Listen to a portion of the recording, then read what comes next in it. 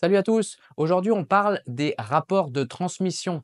Alors, aujourd'hui, sur une voiture radiocommandée, vous avez les rapports de transmission à l'intérieur des cellules. Ça, c'est propre à chaque marque et à chaque véhicule. Et vous avez aussi le rapport de transmission sur la partie centrale, que ce soit avec le moteur thermique ou le moteur électrique, et la couronne du différentiel central. De tout ça, on arrive à sortir un ratio global de démultiplication.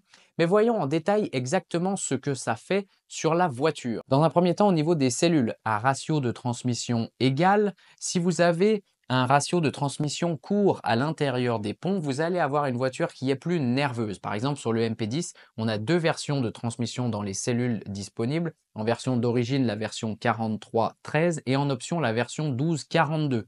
La version 1242, si vous rallongez le central, donc on reste toujours sur un ratio global, une démultiplication globale identique, vous allez avoir une voiture qui est plus nerveuse, plus réactive et aussi beaucoup plus survireuse. Donc le train arrière va avoir tendance à être un petit peu joueur.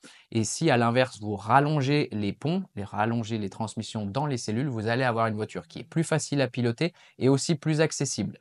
Au niveau du ratio central maintenant, c'est comme le vélo, plus vous allez avoir une cloche et un pignon au niveau du moteur qui sera gros, plus vous allez avoir de la vitesse de pointe, mais une voiture plus douce à l'accélération. Au niveau du différentiel central, plus vous allez avoir une couronne petite, c'est-à-dire avec moins de dents, plus vous allez avoir une transmission longue, c'est-à-dire une grosse vitesse de pointe, mais une voiture plus douce à l'accélération. À l'inverse, un pignon plus petit va vous donner une plus forte accélération, mais moins de vitesse de pointe, et une couronne plus grosse va avoir le même effet, plus d'accélération mais moins de vitesse de pointe. La limite de tout ça, ça sera la puissance de votre moteur, que ce soit en électrique ou en nitro. On va essayer évidemment d'avoir le maximum de vitesse de pointe, mais aussi on veut avoir une voiture qui est facile à piloter. Sur une voiture électrique, plus vous allez monter en pignon ou avoir une transmission, ce qu'on appelle longue, c'est-à-dire une petite couronne ou un gros pignon, plus vous allez avoir de la puissance.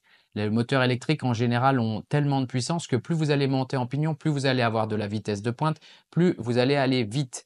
On va avoir légèrement moins d'accélération, une accélération légèrement plus douce, mais en général, les moteurs électriques étant plus puissants, vous allez globalement ressortir avec une voiture plus puissante et plus rapide.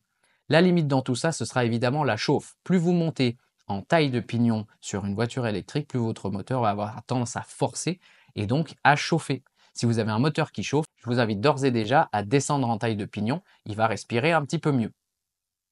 Au niveau du moteur nitro, ça va être un petit peu la même chose. Plus vous allez avoir une transmission courte, plus vous allez avoir une accélération nette, mais votre moteur va plafonner un petit peu plus rapidement et vous aurez moins de vitesse de pointe. C'est très utile, par exemple, lorsque vous avez des pistes avec très petites, avec des bosses, vous avez envie d'avoir une voiture qui jaillit des virages, on va diminuer euh, le nombre de dents à la cloche d'embrayage ou augmenter le nombre de dents à la couronne.